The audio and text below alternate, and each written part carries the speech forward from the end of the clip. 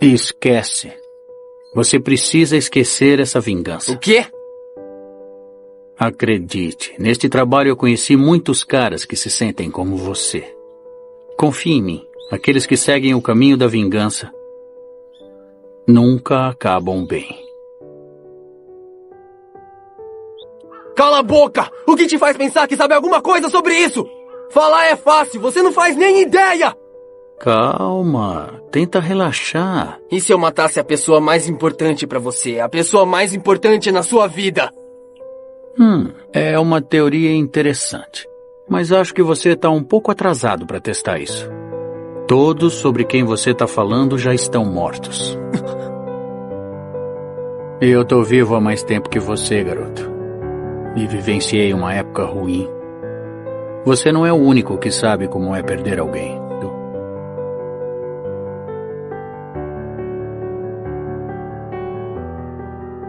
Enfim, eu sei como você se sente. Naruto, uma obra muito boa que o Kishimoto trouxe pra gente. E hoje eu vou abordar um tema que eu sempre quis abordar nesse canal, que é a vingança/ódio em Naruto e os 3 paralelos dela. Bom, um resuminho do que eu vou fazer nesse vídeo. Eu vou estar pegando 3 personagens que passam por vingança ou ódio no anime de Naruto e vou dividir em 3 paralelos com 3 desfechos diferentes para cada personagem.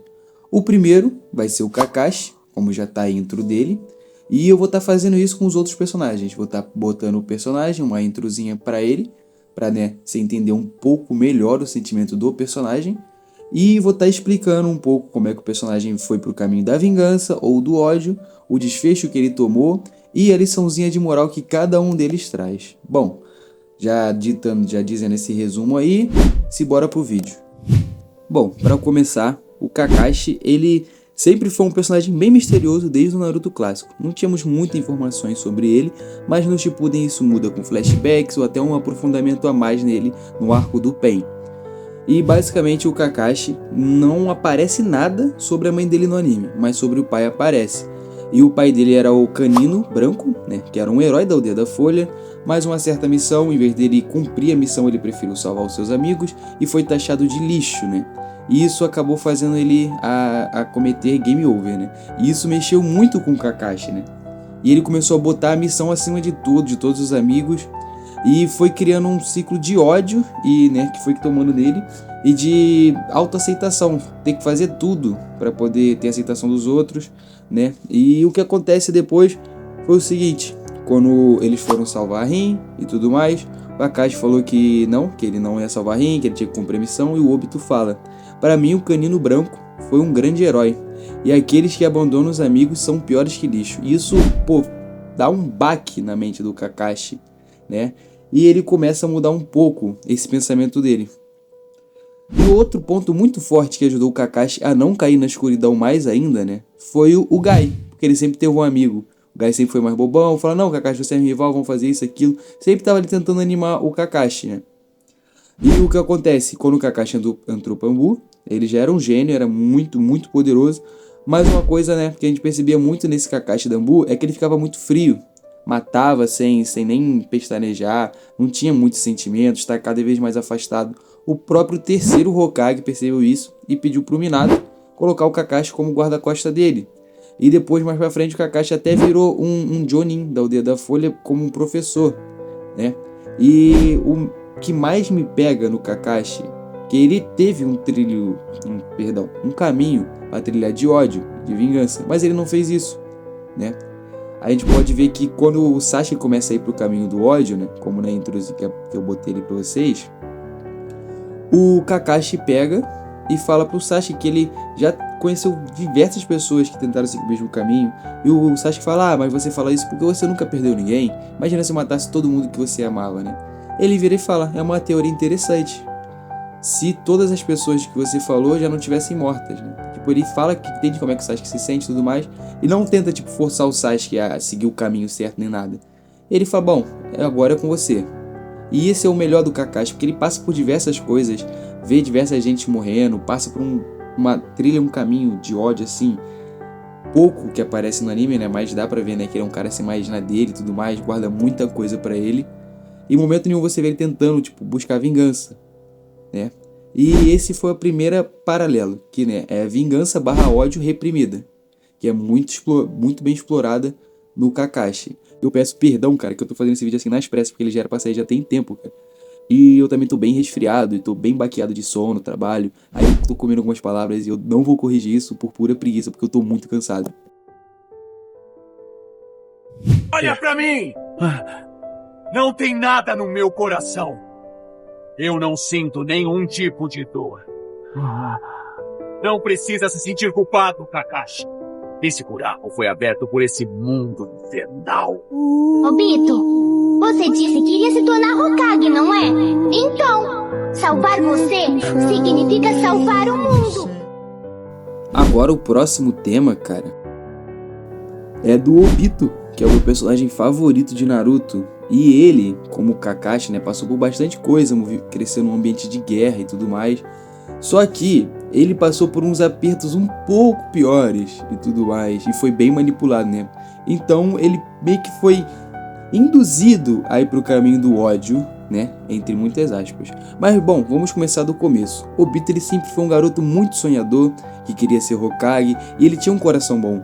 Ele cansava de se atrasar, ele já se atrasou tantas vezes, né? Para treinamento ou para qualquer coisa do tipo, até mesmo exames e provas, né, da academia ninja, porque ele estava ajudando um idoso, uma velhinha, né, a fazer qualquer coisa assim, qualquer missão, porque ele tinha um coração muito bom. E o sonho dele era nobre, ele queria ser um grande Hokage e queria botar o Sharingan dele para proteger toda a vila e queria o rosto dele, tá ligado? Era como se fosse um Naruto antes do Naruto.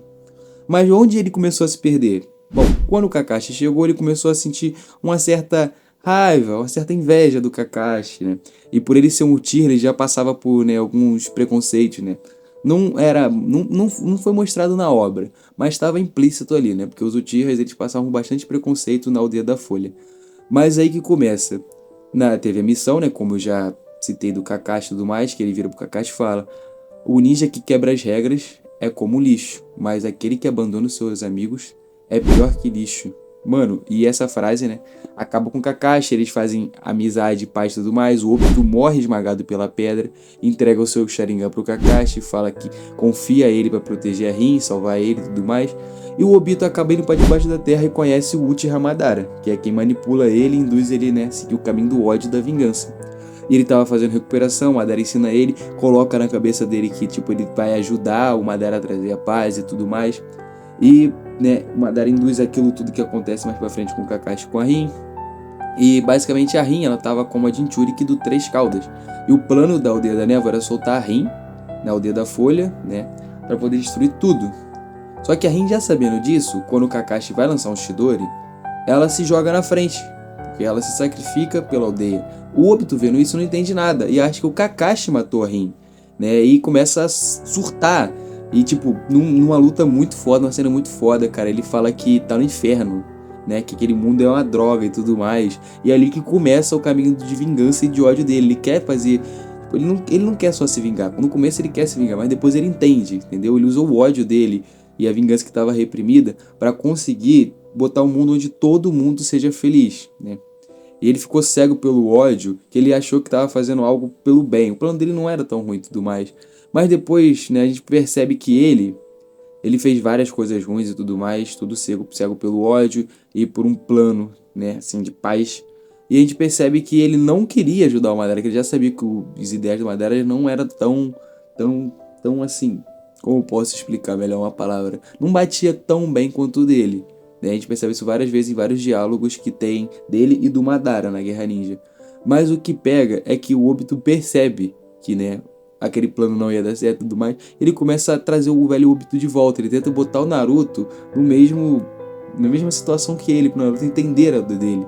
Só que acaba que ele que acaba, né, sentindo o que o Naruto sente e começa a, né, mudar. E aí que tá, o Sasuke também é um paralelo dessa vingança barra ódio, que é a vingança barra ódio que você acaba se arrependendo, você muda, né? Você percebe que o que você estava fazendo não ia te levar a lugar nenhum, só ia te destruir mais e mais. É que a gente vê esse paralelo com o Obito e até mesmo com o Sasuke, mas eu preferi falar do Obito porque eu gosto mais do Obito, né? E basicamente é isso. Até agora a gente abordou a vingança barra ódio reprimida com o Kakashi, a vingança barra ódio com arrependimento, que é onde você percebe que aquilo não vai te levar a nenhum lugar nenhum, só te destruir, se arrepende e consegue uma redençãozinha. Perdão que as palavras fugiram, como eu disse antes, eu tô morrendo de sono. E esse foi o segundo paralelo. Agora o terceiro paralelo que eu vou abordar é o do Madara. Mas fica com essa introzinha da hora aí que eu vou procurar em algum lugar ou vou editar o que aparecer melhor pra mim. Acorda pra realidade. Nada sai como planejado nesse mundo amaldiçoado. Quanto mais você viver, mais vai perceber que o que existe de verdade nesse mundo são a dor, o sofrimento e a futilidade. Onde quer que olhe nesse mundo, onde quer que haja luz, sempre haverá sombras a serem encontradas. E por último, o paralelo do Madara, cara. O Madara, como a gente já sabe, né, é o melhor vilão de Naruto, né? O cara era tão roubado que teve que ter um retcon bem bunda para poder, né, acabar com o vilão, mas isso não é o foco do vídeo de hoje. Bom, o Madara, ele cresceu em meia guerra, né? Do mais, viu tanta matança, tanto ele quanto o Hashirama pensaram em fundar a Vila da Folha, só que com o tempo o Madara foi se perdendo um pouco nas ideias dele. Ele queria tomar o poder de tudo e queria que os Uchihas fossem os mais picas. Tentou realizar um golpe de estado, mas o clã dele não ficou do lado dele. E isso levou o Madara, né, a querer tomar a força. E foi onde o Hashirama teve que impedir ele. Mesmo o Madara com uma Kurama, um Susanoo, a bagaça toda, o Hashirama conseguiu impedir ele. Mas o Madara não morreu, né? Como a gente viu em Naruto Clássico, ele pegou algumas células de Hashirama e ficou lá planejando, arquitetando tudo. O ódio que ele nutria, a vingança que ele tava planejando era tanta, tá ligado? Ele queria tanto provar o ponto dele que ele se deixou cegar. E ele foi levando isso há séculos, foi fazendo tudo possível. O cara fez um maior jogo lá pra poder conseguir a vingança e completar o plano dele. Ele até conseguiu botar todo mundo no Genjutsu, né? Só que no final ele sofreu aquele retcon e tudo mais. E é basicamente isso o paralelo dele. É o ódio e a vingança que cega a pessoa e não leva para um final feliz.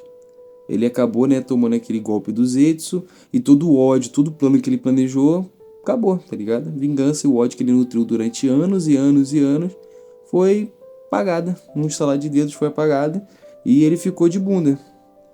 E esses são os 3 paralelos que eu quero apresentar hoje, né, da vingança barra ódio. Posso ter falado alguma besteira? Posso. Esses aqui são um dos meus pontos e, tipo, foi uma análise que eu fiz. Eu tinha um roteiro melhor estruturado pra isso, só que acabou que eu perdi, porque esse vídeo tá, sei lá, uns 3 meses parado, tá ligado? Acabei perdendo o roteiro. Mas esse foi o vídeo de hoje, cara, e desculpa aí, tá assim meio, né, com algumas falhas de pronúncia ou até mesmo falhas de fala. Eu tô meio mal, cara, tô sem tempo pra poder fazer todo tipo de vídeo. E se você puder estar curtindo, cara, se inscrevendo aí, esse é o maior vídeo que tem, tá ligado, no canal. E eu vou tentar gravar os vídeos a mais sobre jogos, animes e tudo mais, agora que eu vou conseguir dar um tempo de trabalhar, eu vou ter um pouco mais de tempo pra focar em mim. Vai dar pra dar um apego maior aí pro canal. Bom, é isso, até a próxima.